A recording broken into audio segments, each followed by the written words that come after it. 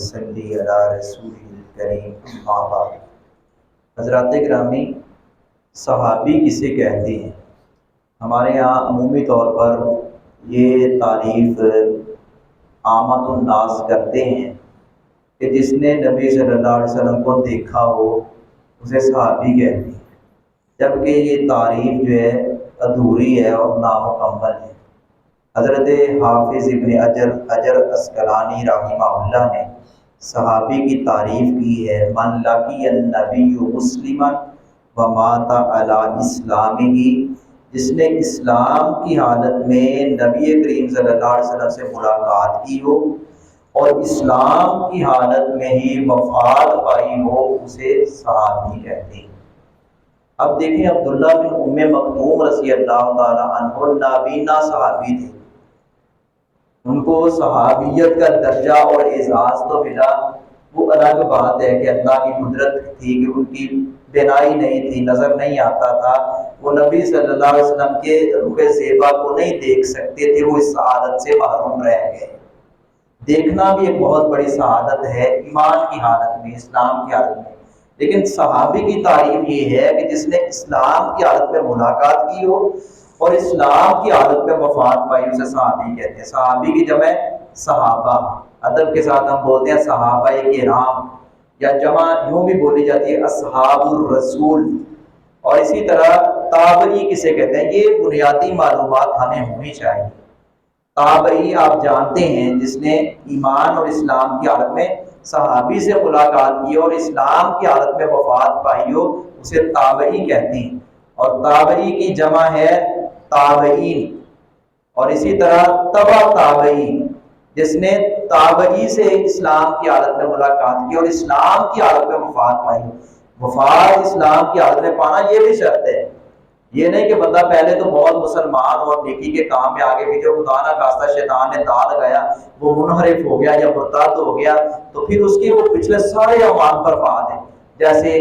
وہ مشہور عیسائی جو مسلمان ہوئے، صحابی رسول بھی بنے بلکہ کاتب وحی بنے، جب شیطان کے نرگے میں آئے، پھنس گئے اور مرتد ہو گئے، تو عیسائیوں نے دیکھا، وفات ہوئی عیسائیت کی حالت میں، اسلام چھوڑا تو قبر نے دفن کیا اور عیسائیوں نے قبر میں اٹھا کر باہر پھینکا۔ 2-3 بار ایسے انہوں نے آخر پہرا بھی لگایا، قبر خود ہی پڑتی ہے، اور سمجھ گئے کہ اس نے دین اسلام چھوڑا ہے، اس نے محمد مصطفیٰ کا دامن چھوڑا ہے صلی اللہ علیہ وسلم۔ تو اس لیے شروع سے لے کر آخری سانس تک اسلام اور ایمان کی حالت میں یہ وفات پانے والے، یہ ان کے اوپر یہ تابعی، صحابی، تبع تابعین کی صادق آتا ہے۔ ہمارے لیے کیا ہے، ایک بندہ پہلے گناہ کرتا رہا ہے، خدا نہ خواستہ وہ برائیاں کرتا رہا ہے، لیکن اگر آخری وقت اس کا اچھا آ گیا ہے، آخری وقت اس کا اچھا گیا، توبہ طائب ہو گیا ہے،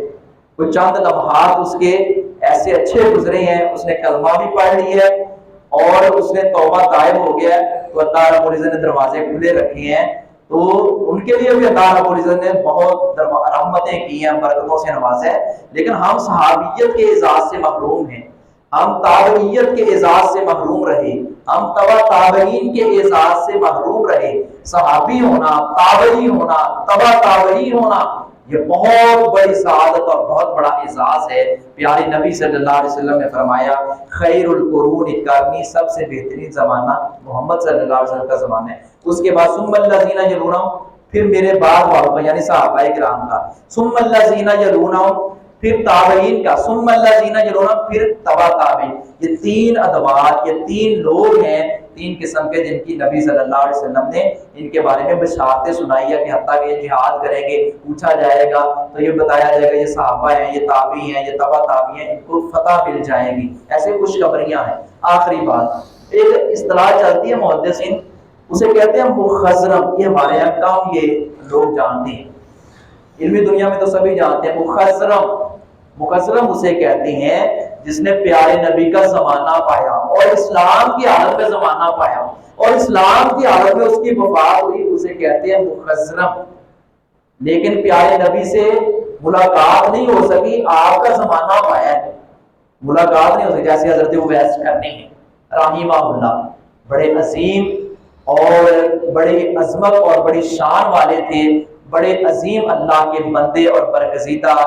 اپنا محبوب شخصیت تھی حضرت اویس کرنی، جن کے بارے میں نبی صلی اللہ علیہ وسلم نے فرمایا عمر جا رہے ہو نا کرن کے علاقے میں اویس کرنی سے دعا کروانا۔ تو ہم کہتے ہیں کہ اولیاء سے نیک لوگوں سے دعا کروانی چاہیے، لیکن جب بابا دنیا تو ٹر جائے یہ نہیں کہ وہ قبر تے جا کے بابا ایک پوتی دے چھڈ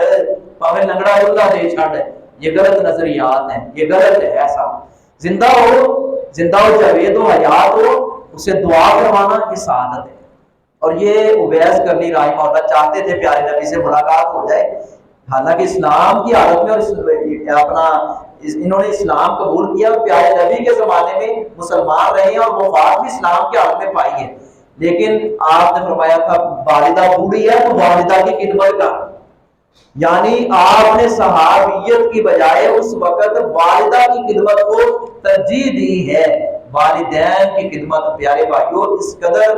ایک بنیادی فریضہ ہے کہ جس کی کوئی معافی نہیں ہے، اس لیے ہم والدین کے بھی قدردان بنیں۔ اور یہ اصطلاحیں اور یہ صحابہ کرام، یہ تابعین، یہ تبع تابعین، یہ مفسرون اور اسی طرح یہ محدثین، یہ فقہاء، یہ مجتہدین، یہ شیوخ کرام، یہ دین کی خدمت کرنے والے، دین کی دعوت دینے والے اور دین کے لیے اپنی زندگیاں لگا دینے والے، ان کا ہمیں تعارف ہونا چاہیے، ان کے بارے میں ہمیں جاننا چاہیے، بچوں کو بنیادی طور پر یہ تعلیم دینی چاہیے کہ صحابی کسے کہتے ہیں، اور صحابہ کرام کے واقعات بچوں کو سنا کر ان کے ایمان کو جلا دینی چاہیے۔ وما علیہ الا البلاغ۔